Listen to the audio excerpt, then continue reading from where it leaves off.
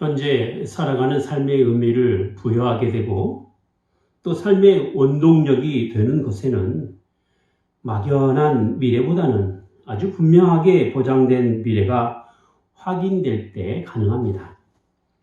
그래서 사람들은 분명하게 보장된 미래를 위하여 앞으로의 일에 대한 희망에 따라 지금 주어진 일에 최선을 다하며 살아가게 되는 것입니다. 만약 보장되어 있지 않는 불확실함이나 아무런 희망이 없다고 한다면 인생의 의미나 또 살아갈 힘조차 사라지게 될 것입니다. 사람이 자살을 하는 경우의 대부분은 삶의 희망이 사라졌기 때문입니다. 자신의 가치나 자신의 존재 이유가 없어졌기 때문에 생을 그만두어버리는 것입니다. 살아가야 할 이유와 삶의 가치는 지금 주어진 삶이 더 나은 삶으로 살아가게 될 것이라는 희망이 있어서입니다. 그러므로 극한의 상황 가운데서도 희망의 끈을 놓지 않는 것은 지금의 처지와 형편을 이겨낼 수 있는 강력한 소망이 주어졌기에 가능합니다. 인간의 꿈을 갖는 것은 현재 삶을 소중하게 살아가려는 의지 때문이기도 합니다. 신앙에는 내세적인 요소가 매우 강하게 작용합니다. 이것은 죽음 이후에 있을 세상을 기대하고 있기 때문에 그렇지요. 만약 죽음 이후에 있을 어떤 소망도 우리에게 주어지지 않고 예수님을 믿었는데 천국에 대한 소망이 없다고 한다면 그 믿음은 무의미하게 될 것입니다. 그래서 신앙을 갖는 긍정적인 요소로 작용하고 있는 것 중에 하나가 바로 내세의 소망이 지금의 어려움을 극복할 수 있는 강력한 힘으로 작용하고 있다는 점입니다.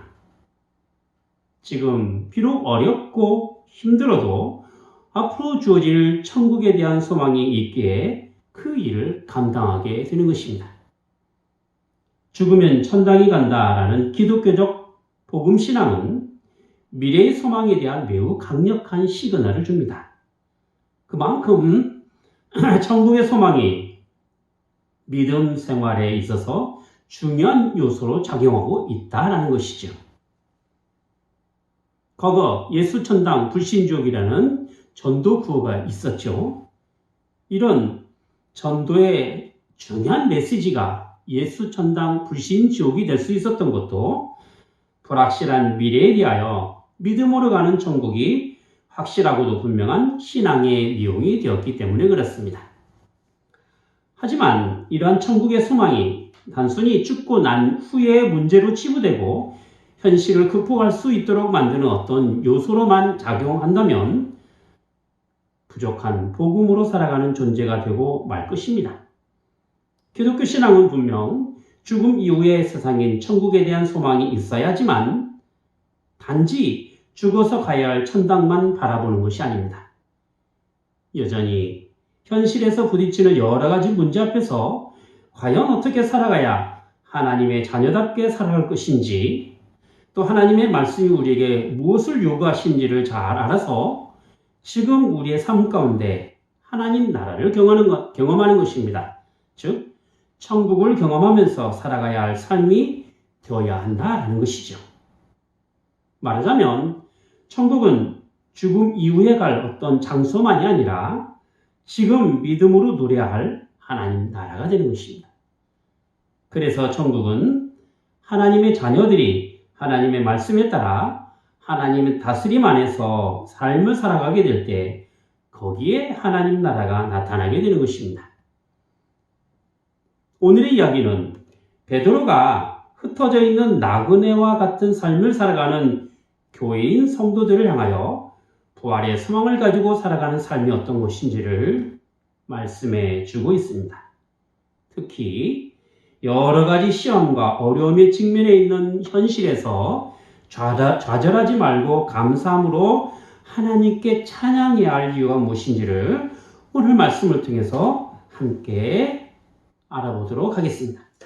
우선 우리가 생각해 볼 것은 하나님께 향한 우리의 찬양은 하나님의 긍휼하심에 따라 산 소망이 있게 하셨다라는 점입니다. 3절 말씀을 보겠습니다. 찬송하리로다. 우리 주 예수 그리스도의 아버지 하나님이 그 많으신 긍휼대로 예수 그리스도를 죽은 자 가운데서 벌하심으로 말미암아 우리를 거듭나게 하사 산 소망이 있게 하시며 했습니다. 우리가 하나님께 찬양을 드려야 할 이유가 있다고 한다면 하나님께서 우리를 당신의 긍휼하심으로 거듭나게 하셨기 때문입니다.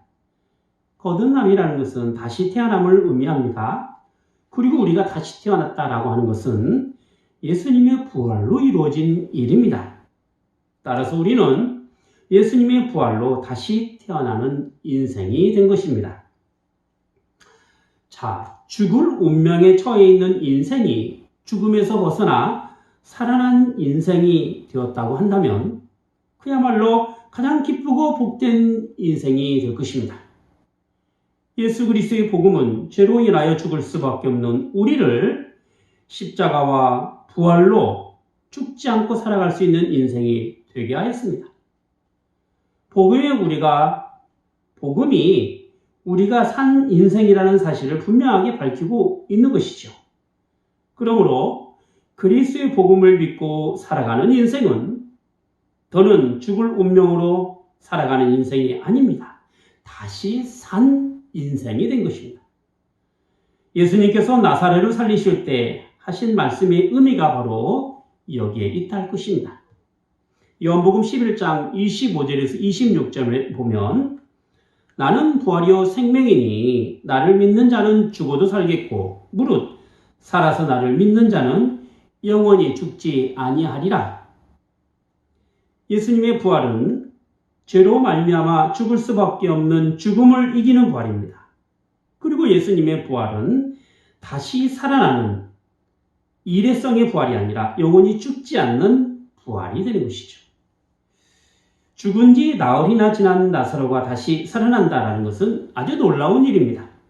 하지만 나사로는 다시 살아났다고 하더라도 결국 인간의 수명은 다할 것입니다. 인간의 유한한 수명은 결국은 늙고 병들고 사고로 죽게 됩니다. 그렇기 때문에 하나님께서 나사로의 사건을 통하여 부활이요 생명임을 가르치신 것은 다시 살아남의 비밀, 즉 믿음으로 거듭남이 어떤 것인지를 분명하게 이야기하고 있는 것입니다.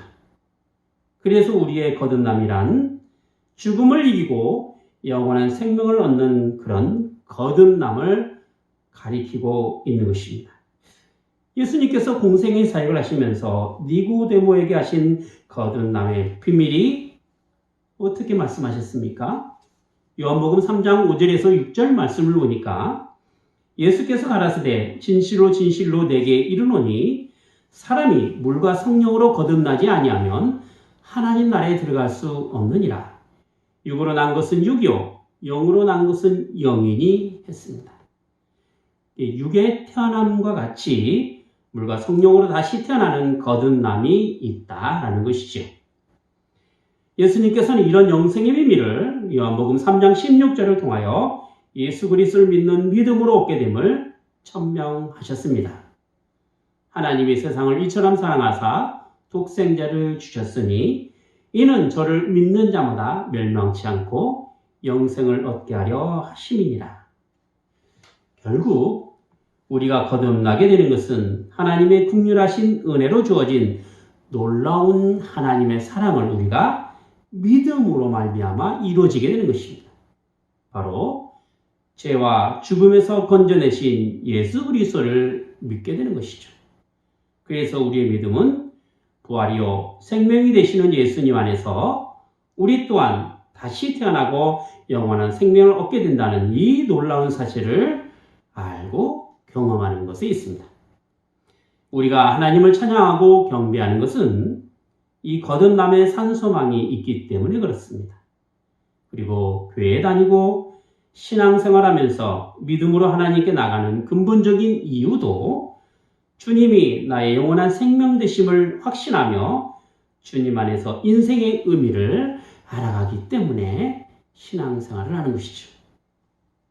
자, 그렇다면 우리가 하나님의 긍휼하심으로 얻게 되는 그 부활의 생명은 과연 어떤 성격을 가지고 있을까요?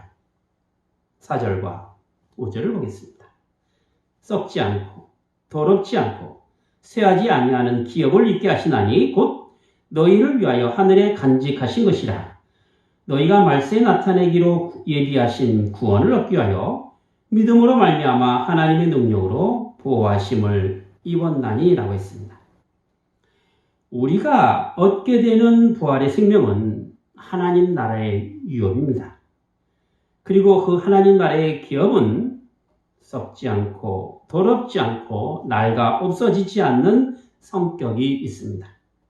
그러므로 우리가 하나님 나라의 기업을 받는다고 하는 것에는 이 땅에 살아가면서 겪게 될 무한한 인생에서 유한한 인생을 받게 되는 것입니다.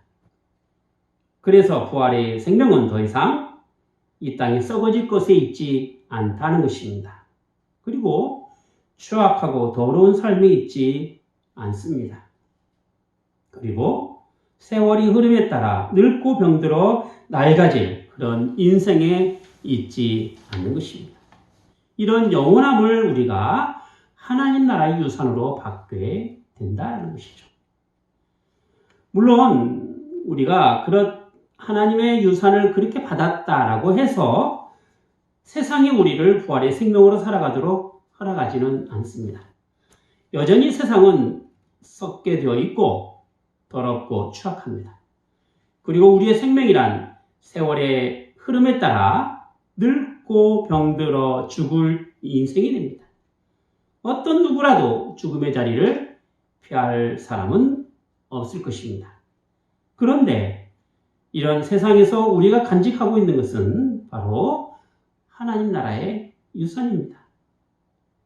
그리고 이렇게 믿음으로 얻는 하나님 나라의 유산이 세상에 썩어질 것이나 더러운 것이나 낡아질 것에 빼앗기지 않도록 하나님의 능력으로 보호를 받고 있다라는 것입니다. 우리가 비록 이 땅에 살고는 있지만 하나님 나라의 기업을 잇는 시민권이 있기에 지금도 여전히 우리를 통치하시며 만왕의 왕이요 만유의 주가 되시는 주님께서 택하신 백성을 재림하실 그날까지 세상으로부터 보호하신다는 것입니다. 긍휼하심에 얻은 그 구원이 우리를 하나님의 사람으로 살아갈 수 있도록 책임져 주신다라는 것이죠.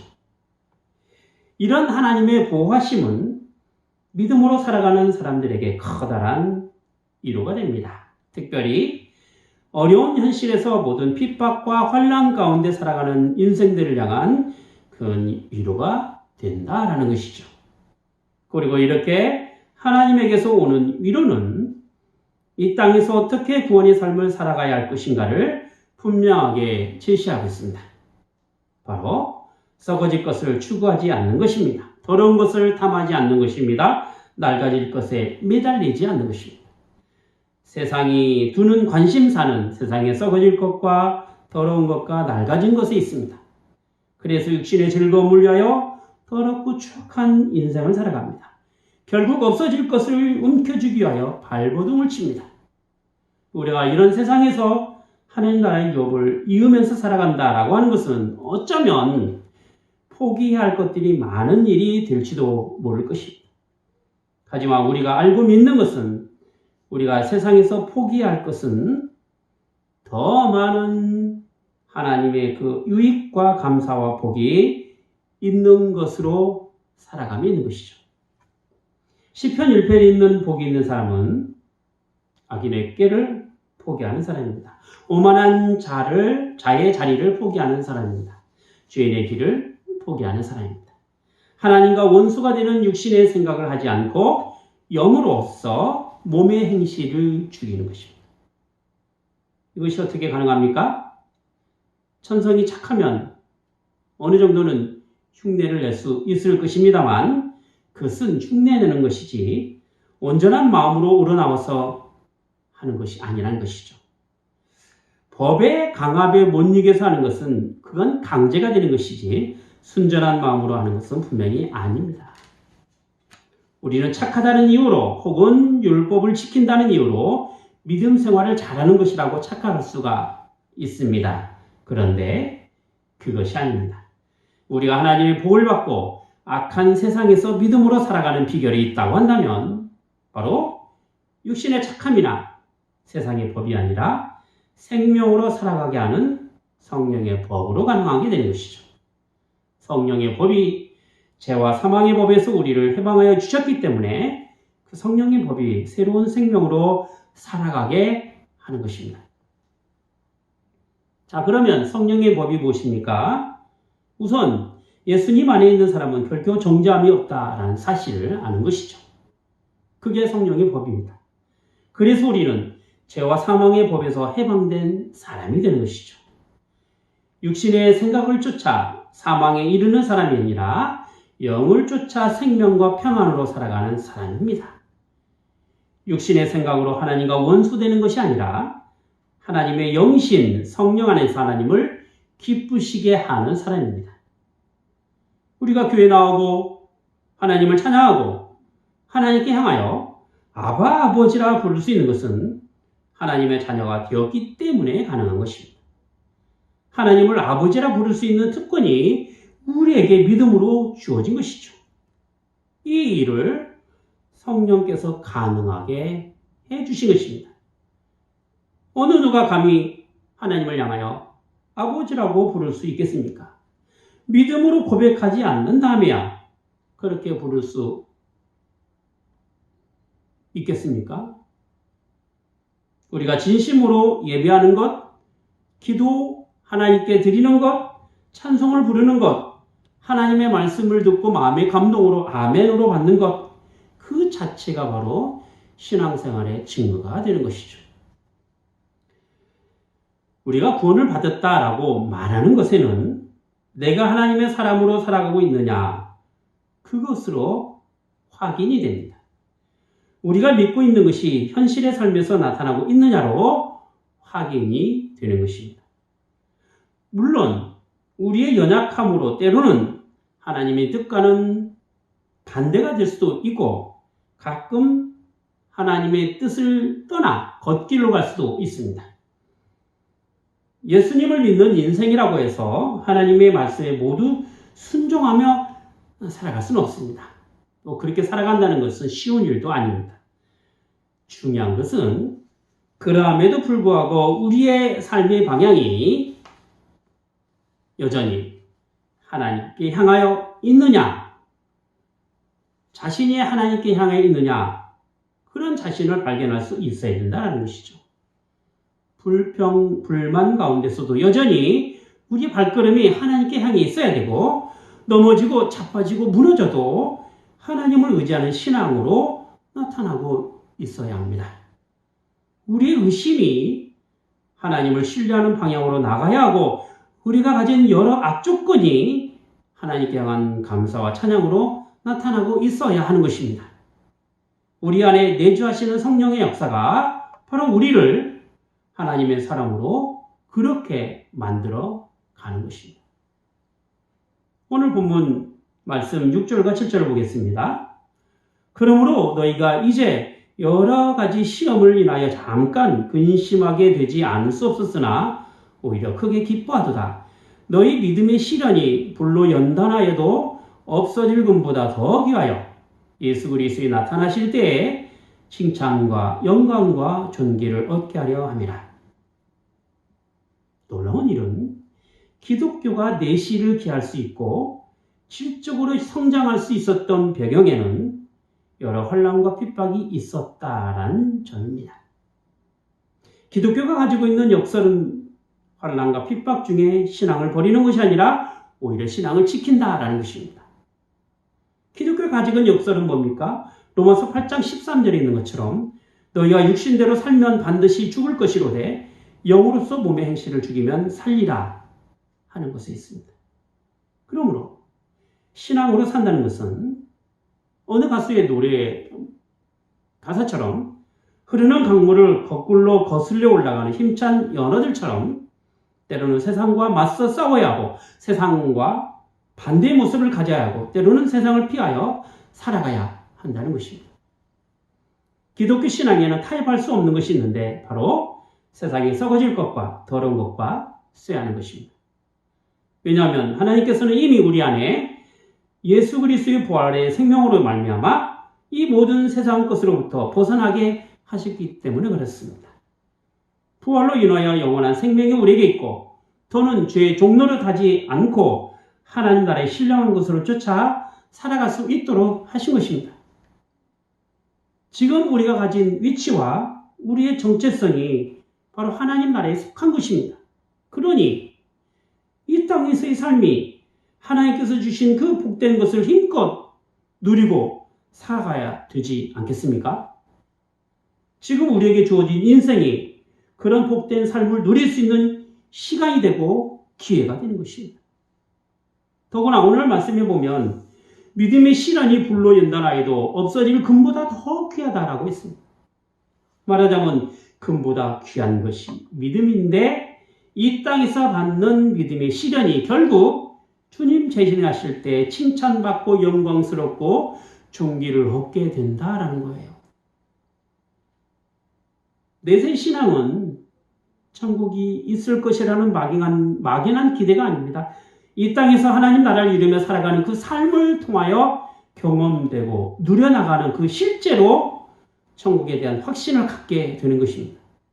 그래서 자기 안에 하나님 나라의 실제가 없으면 천국에 대한 확신이 분명하지 못하게 되는 것입니다. 세상과 벗하며 더럽고 추악한 그리고 악한 것들을 취하고 살아가면서 어떻게 그 하나님의 의로움과 하나님께 주신 기쁨과 평강을 누릴 수 있겠습니까? 잔뜩 육의 생각만 있으면 어떻게 하나님을 기쁘시게 하며 하나님께서 요구하시는 삶을 살아갈 수 있겠습니까? 비록 세상의 온갖 박해 속에서도 굴하지 않고 흩어져 나그네와 같은 삶을 살아가는 성도일지라도 신앙을 온전하게 지키며 목숨까지도 아끼지 않고 살아갈 수 있었던 그 힘의 원천이 있다고 한다면 바로 그 부활의 생명으로 금보다 더 귀한 믿음을 가지는 것에 있다 할 것입니다. 왜냐하면 믿음이 세상을 이길 수 있는 것은 세상이 줄 수 없는 능력을 하나님께로부터 받았기 때문에 그렇죠. 최종에 이루어질 하나님의 심판은 예수님의 재림 때 결정됩니다.